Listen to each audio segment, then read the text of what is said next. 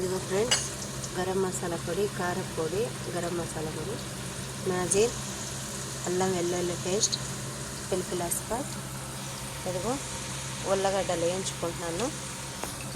ఇదిగోండి బంగాళాదుంప, వంకాయ, పిల్పిలు పెద్దది, క్యారెట్.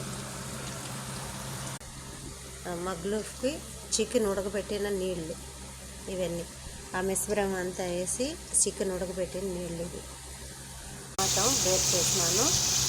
చూడండి, ఇలా నూనె వేసి కొంచెం మనం ఆడిచ్చిన ఉల్లిపాయ, కొత్తిమీర